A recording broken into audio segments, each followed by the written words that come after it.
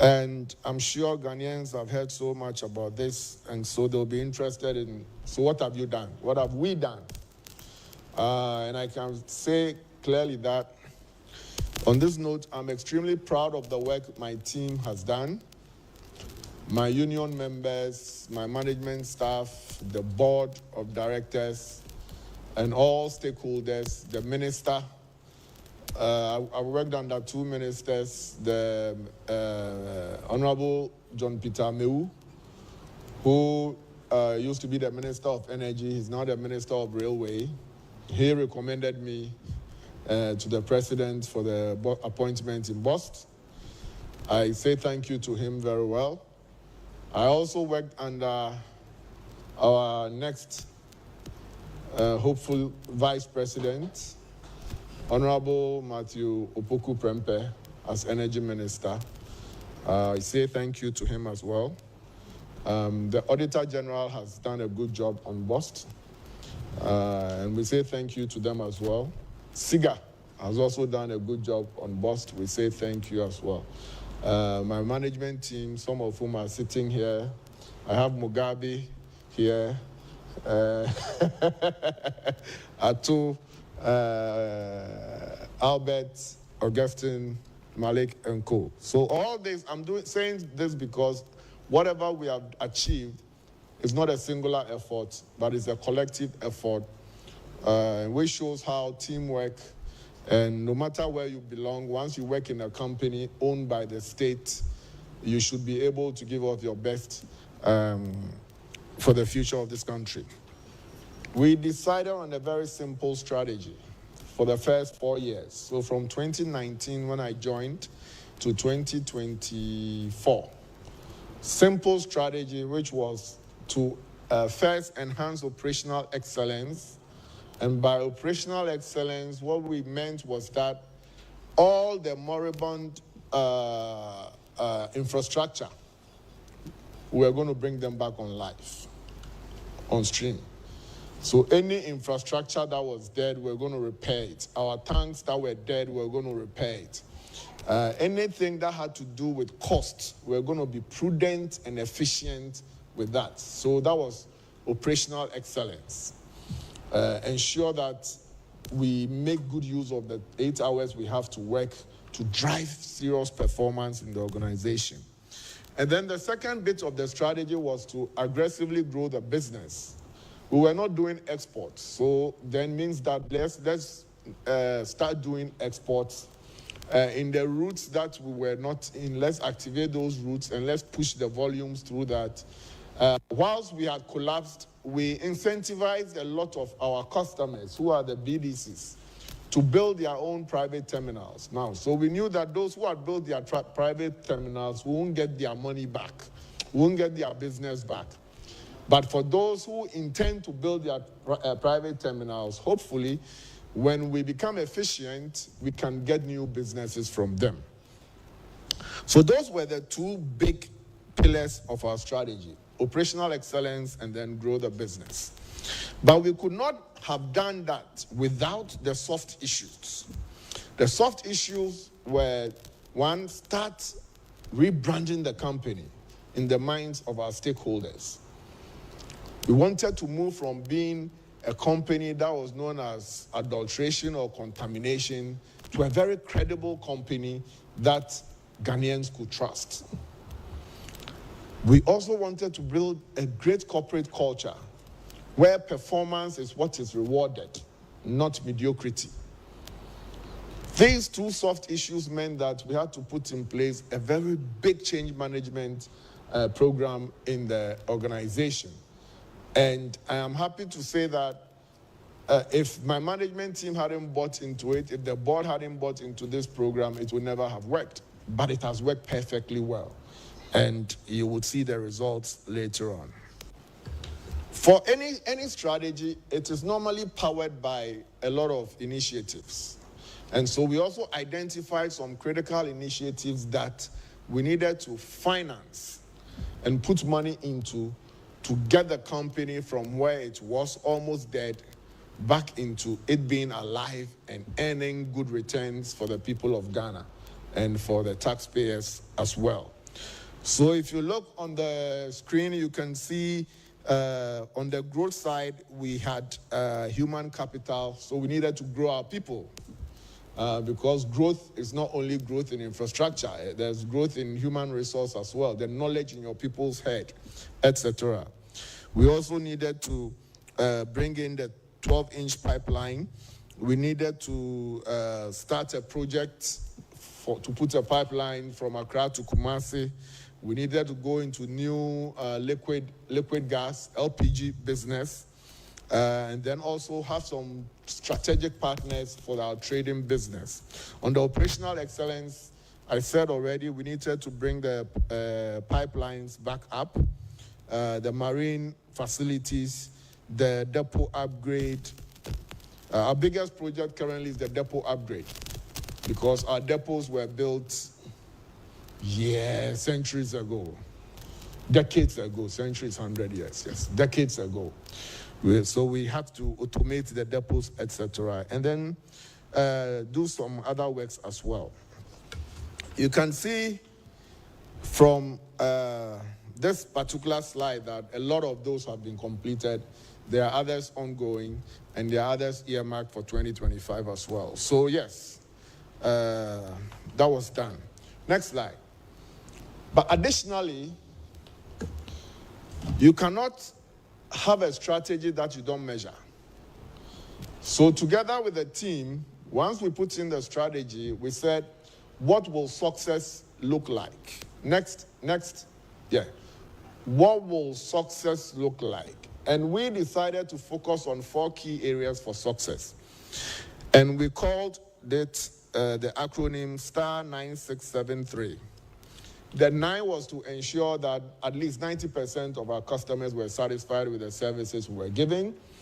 The 60 minutes, the 60 minutes, as of 2019, it took us 4 hours to turn around a truck that went into our experience. We wanted to reduce that 4 hours to 60 minutes. And so that's where the 6 comes in.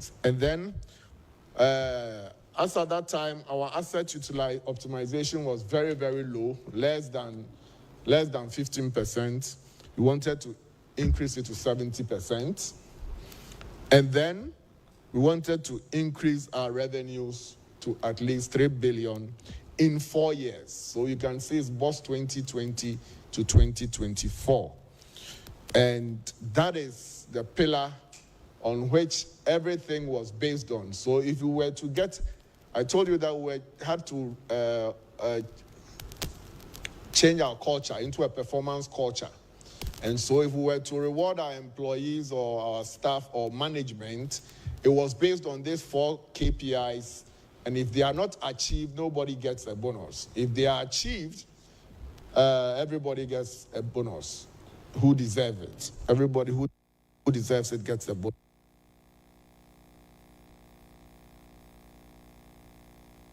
So this is how we decided to measure our strategy. So next slide. We go to our operational performance. What have we done so far? Yes. You remember I talked about the 460 million cedis local debt.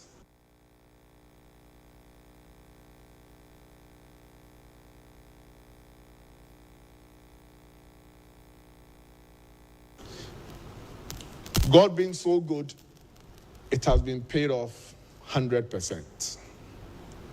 That debt is cleared. The trade liabilities of $624 million US, God being so good, 100% of that is cleared. 100% is cleared. And then the 37 million BDCs claims.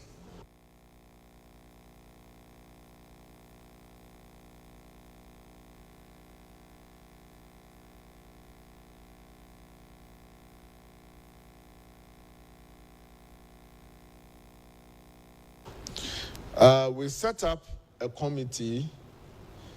When I came in 2019, my predecessor, may his soul rest in peace, George Oakley, had set up a committee to look into these claims again. When I joined, I invited Yoko and National Security to be part of that committee.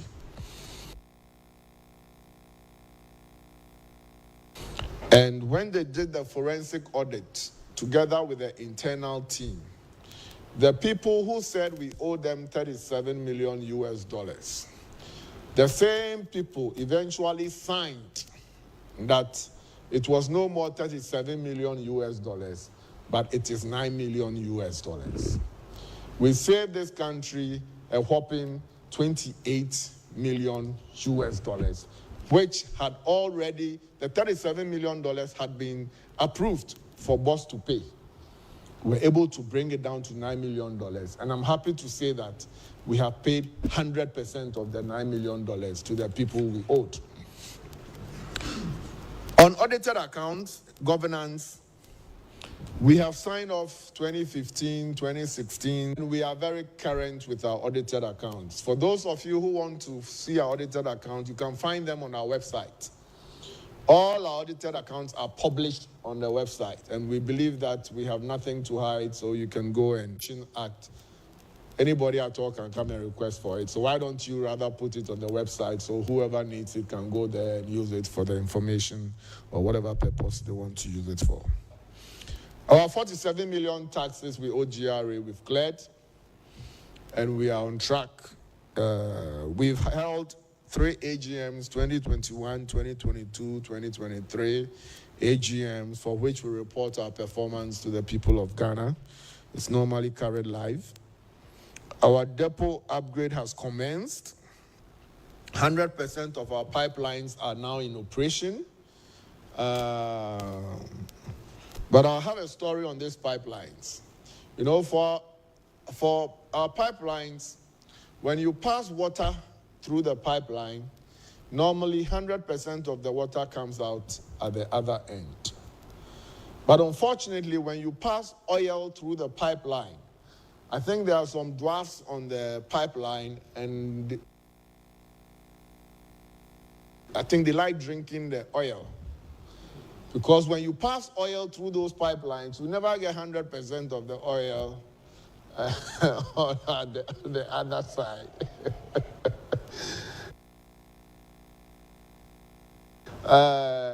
And so what we decided to do when the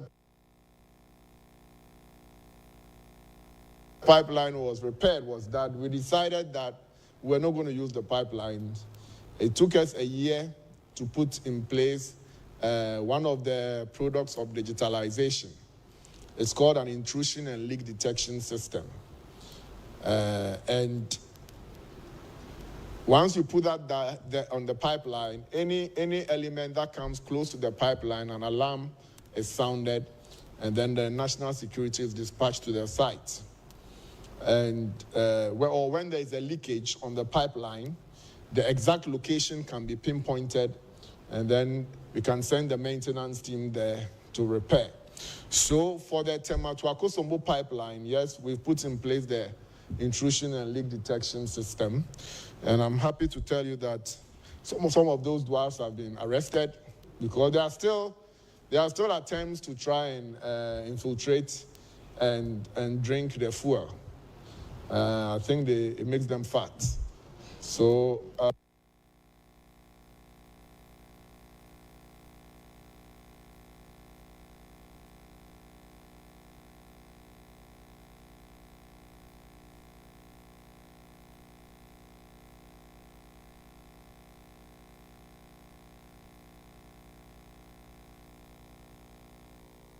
on the intrusion and leak detection system, that is it. It's also a video. You can play it, but then it's monitored regularly. So these guys monitor on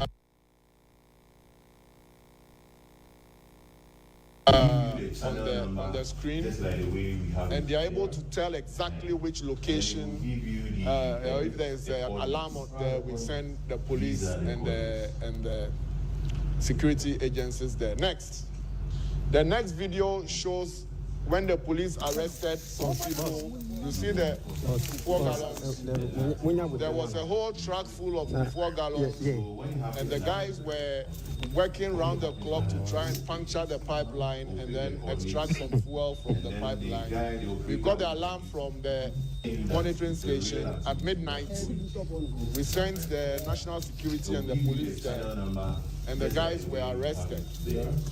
And so this is a constant battle we are having to battle to protect the pipelines, and sometimes it can be very expensive because when you move national security, you need to move them with logistics. They need fuel, they need equipment, they need all these things. So this is just to show you what we've done so far. Next. Yes, so this is a snapshot of your infrastructure that we've repaired. We can see the tanks at Buipe and Bolga, the 6-inch pipeline. We've started export to Mali as well using the Bolga depot. We started a feed for the LPG tanks. When the pipelines came to Ghana, we're going to inspect it at the port. That's there. The barges I've talked about. We brought in new equipment. Next.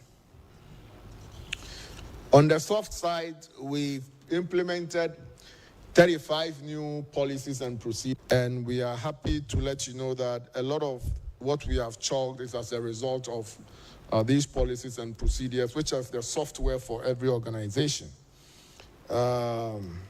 We have increased our revenue earning assets from 18% to 98% as we speak. And we are happy about it. We've also set up a business risk and compliance unit, an entity, a very volatile entity like BOSS that deals with a volatile product should definitely have a risk and compliance unit to ensure that whatever we have to do is done. We have train our people on a lot of soft issues. Because we are running a performance management system, it has to be extremely fair, and it takes time to get it fair, but our bonuses and everything is tied to our performance. So training people on how to have difficult conversations, how to appraise their people are so important as well. The next slide shows the depot upgrade, which is currently ongoing. So you can see there, once this project, that will be done by November 2024. Once it's complete, our efficiency would increase by 250%. And we are so happy, and I want to take this opportunity to tell our esteemed customers that once we finish our upgrade, our throughput will be 2.5 times. They will spend less than 45 minutes when they come into our experience. So then we would have reduced from 4 hours to 45 minutes, and they will get the best of services when they come to BOSS. And we are extreme, and hopefully we'll commission it by the end of November. Next slide.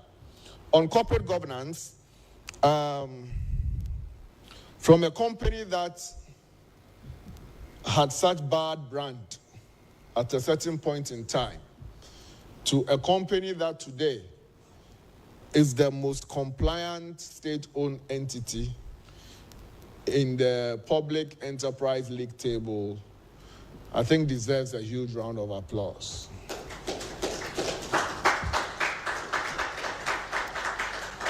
And this is a state-owned entity, and we are happy about the achievement we have chalked within 5 years.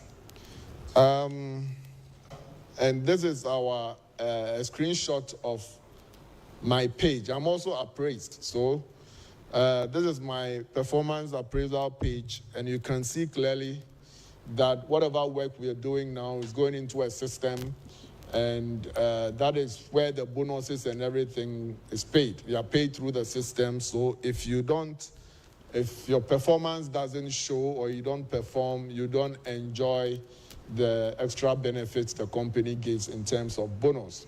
We have abolished the 13-month salary, and we pay strictly based on performance. So no contribution, no chop. Yes, and next slide. So after looking at all the operations, one will say so and so what? Because you are a company set up to make money. So on the money side, what does it look like? And so the next slide shows how we have progressed from 2016 to 2023. If you look at the top line, you can see clearly that in 2016, about 2.9 billion cedis came in as revenue. It has progressed gradually. Our lowest revenue was in 2018, and it was as a result of no bank wanting to do business with us, the brand we carried. You know, when you owe your suppliers, you owe banks, and you are not paying, nobody's going to do business with you. So in 2018 was our worst year. However, we started climbing from 2018, and we are happy to let you know that by 2023,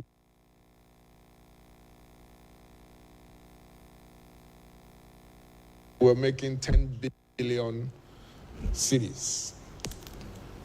And I think it deserves a round of applause for the team here. You know, motivation is food for the soul. So when they do a good job, please applaud them. When they do a bad job too, you know how to deal with them. Thank you. If you looked at our profits, before I go to profits, I want to talk about administrative expense. If you look at administrative expenses, as of 2016, it was 538 million cedis. I'm sure you can see that clearly. Our administrative expense was 538 million cedis as in 2016. In Ghana, over time, we all know that over time, cost gradually moves up. So under normal circumstances, by 2020, Forex is taking it to almost 1 billion or 2 billion cedis. But if you look at the trend, as at 2020, the administrative expense is 209 million Ghana cedis. It's lower than half of what was spent in 2016.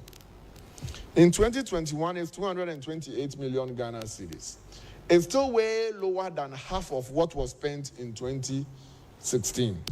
In 2022, it's 342 million Ghana cedis, administrative expense. It's still lower than 538 million cedis. In 2023, so after 7 years, the administrative expense has not even matched up to what was spent in 2016. And that is what we term prudence and operational efficiency. And so because of that, if you come to the profit after tax, you can see clearly that for the past 3 years, we've gotten out of our loss-making curse, and we are now making some decent profits for the people of Ghana. Nothing has really changed. What has changed is the fact that we have become operationally efficient, and as a team, we've all committed to ensure that we drive value for the people of Ghana. Next slide. So it's clear there pictorially. So our highest profit was in 2022, where we made 342 million Ghana cedis. The previous year, we made 161 million Ghana cedis, and the next year, we made 208 million Ghana cedis profit. And so I can tell you for a fact that going forward, your company called Bust should not be making losses. We should be a profit-making entity contributing to the fiscal policy of this country, because we are 100% owned by government. Every profit we make is money the government would not go out to the market to borrow domestically. And so that can help support the fiscal regime of this country and lower the burden on the people of Ghana. Because if government goes to borrow more, they have to tax their people to pay. But if a lot of state-owned entities are contributing a lot of profit to the government kitty, the pressure on our people will come down, and that is what is driving our performance as a company. Next, the next slide shows consolidation. So, our strategy execution philosophy has also been automated. So we have a system now that monitors our strategy, and we've adopted this particular system to ensure that the company has memory. Because whatever we're doing in this company in terms of performance is both in the performance management system and in the strategy management system, so that when posterity comes and they want to find out how did we execute the strategy, all the documents, the evidence, everything we've done is documented in this particular system. And this is a snapshot of the system. And I want to say a very big thank you to my management team, especially my GM for corporate strategy, Mr. Atto Wilson. I think you should rise and get the applause. He's the one who has set this system up for us to be using this system efficiently. Next slide. So as of today, you remember I said that we said if you have a strategy that you can't measure, then you don't have a strategy. So we decided to measure our strategy, and as of today, this is the performance. We targeted a 3 billion revenue by 2024. As of today, it's 10.6 billion. That's amazing performance. We targeted 70% asset optimization. As of today, it is 71%. We have met the target. We wanted to do 60 minutes turnaround time. We are currently at 98 minutes. By end of November, we'll be doing 45 minutes, and we'll beat it as well. We wanted 90% customer satisfaction. Unfortunately, we're doing only 64%.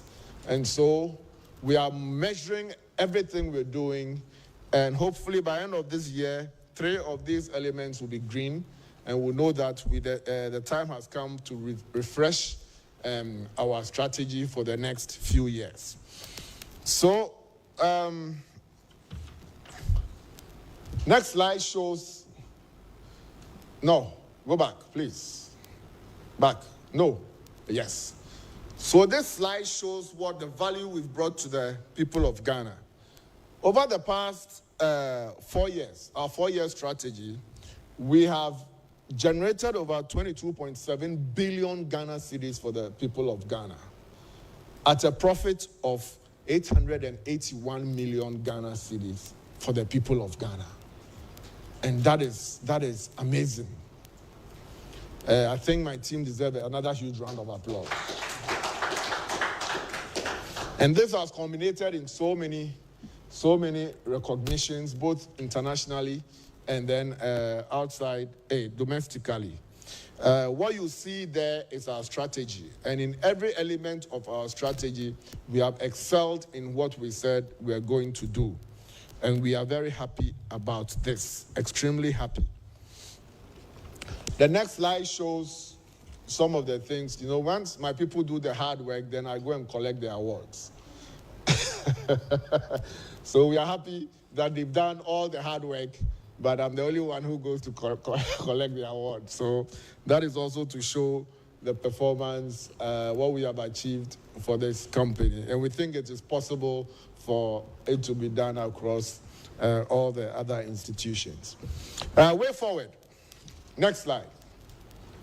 Our way forward is that I'm sure all of us know about the climate change and energy transition and the ongoing story about the weather changing, the floods happening, etc.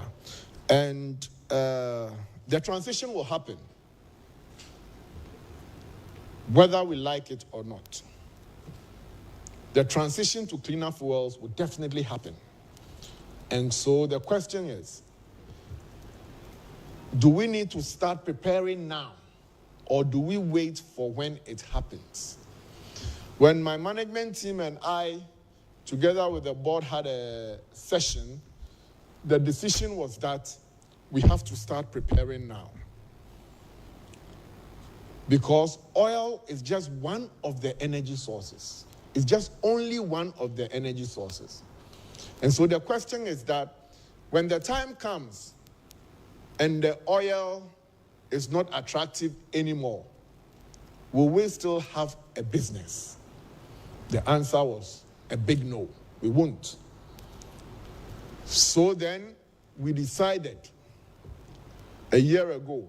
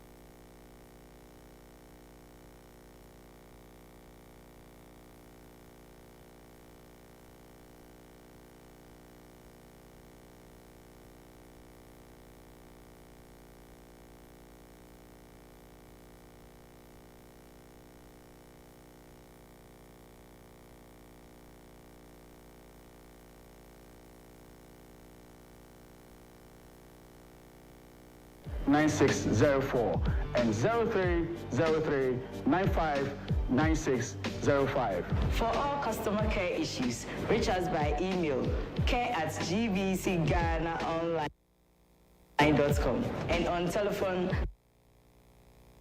030-3959-605 and 030-3959-606. GBC, still the most authentic voice.